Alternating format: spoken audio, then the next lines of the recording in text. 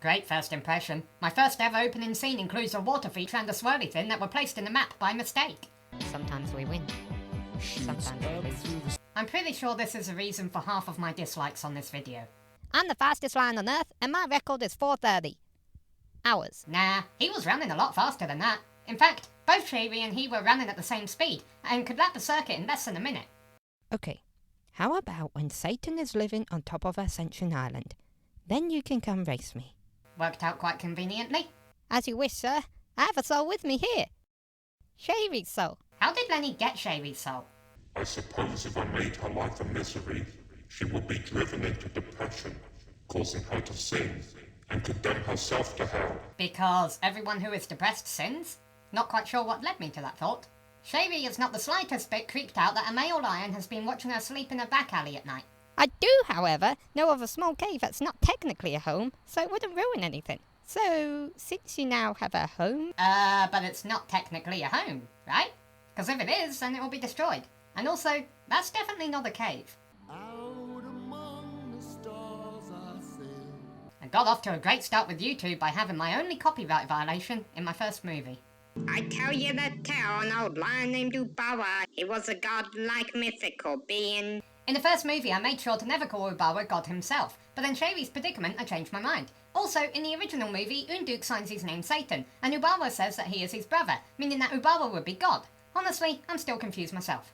As for you, Lenny, I will make you go faster than any lion has ever gone before. Why would Ubawa give Lenny a card with the devil's number on it?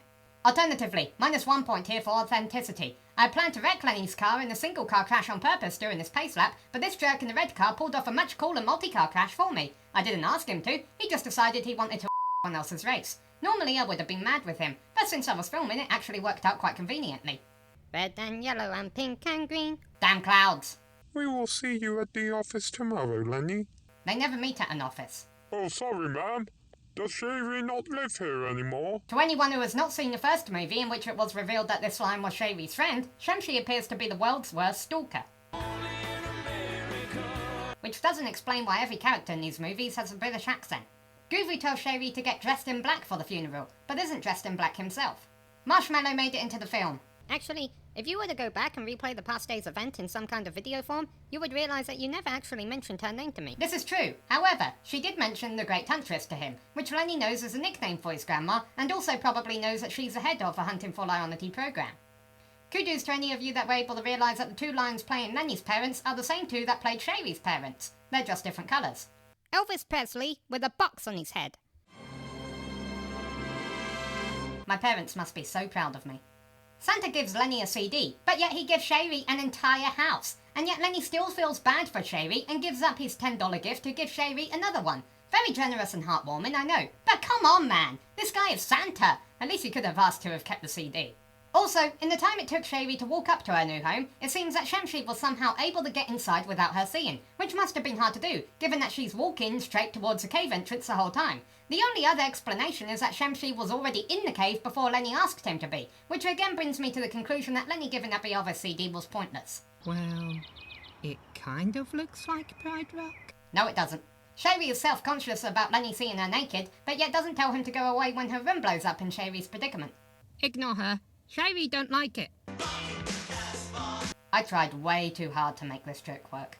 I apologise to Feral Heart for this caption on the building. Turns out it was Time Warner Cable's fault that Feral City wouldn't load as they had slowed down my internet speeds without telling me. Also, this is a very small store. I'm a girl.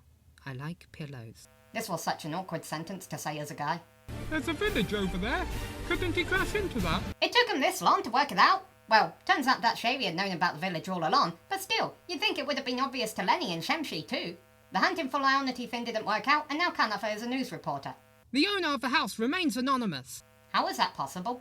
They said that for the lion's heroic selfless act, they're offering them $10 million for saving Lenny's life. $10 million is a lot of money to give someone for saving the life of a random amateur stunt driver. Yeah, an explosion that big would likely destroy more than just Sherry's bedroom.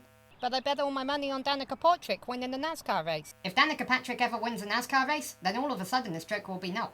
Mum, Dad, I'm having a really rough day. Think you can run uptown and buy some clothes from me? You may have noticed that I began laughing as I was reading that line, but can you blame me? You remember how you said my grandma Uku was a hero, but I thought she was dead? Turns out she's still alive. How? Because we definitely saw her as a ghost at the end of Uku Quest for the Great Huntress. Sherry's boss is Wama Riri the Lioness, the 10-time murderer from Satan's Hunger Games. I don't know why I'm counting this as a sin, but I think I should. Conifer the Treat is now a motor racing commentator. What a wonderful day here in California, where it looks like we're about to see Lenny the Lion win the season finale. The NASCAR season finale has never been held at Sonoma Raceway. And Lenny is your new champion. How did Lenny become a great racer all of a sudden? Every other time we saw him, he was doing awful. Hello, Lenny. How much did Joey tell you? Even I get annoyed with Julia's voice, and I'm the one who came up with the damn thing. Well, at the same time, I don't risk losing my life by doing something completely stupid. For the record, this guy survived. A long time ago, when you didn't like Sherry, 1 year ago. you were trying to argue with me to get Sherry back. It's not going to happen. Now I suggest you get lost. It's not wise to bargain with the devil. Yet bargaining with the devil later on in the movie is how he gets Sherry back. The last time you destroyed my house, the gods lost all my paperwork. They're trying to gather up information before they decide my fate, so I'm currently stuck in purgatory. The gods apparently depend on paperwork located inside Sherry's house to determine if she's going to heaven or hell. I have never done a 17-minute lap on this video game.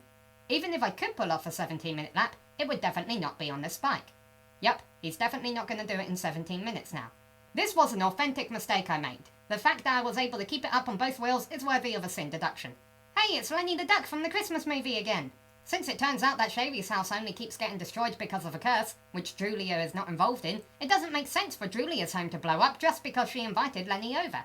Sherry's store is called Sherry's Antelope, and she says she only serves antelope, yet none of the items listed behind her on the menu say antelope. We didn't start the fire.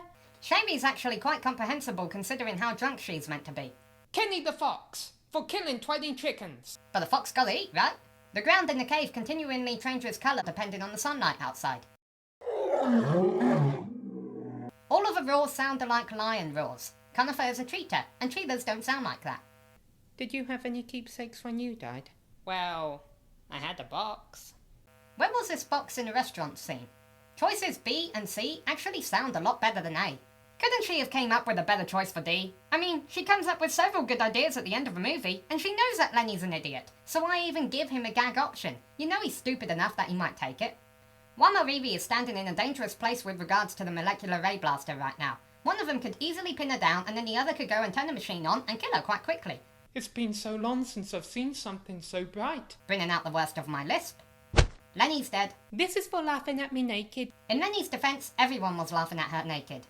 How does Sherry know Lenny doesn't like spinach? And this is for destroying my restaurant. Makes you wonder how Sherry survived all of the explosions she's been in.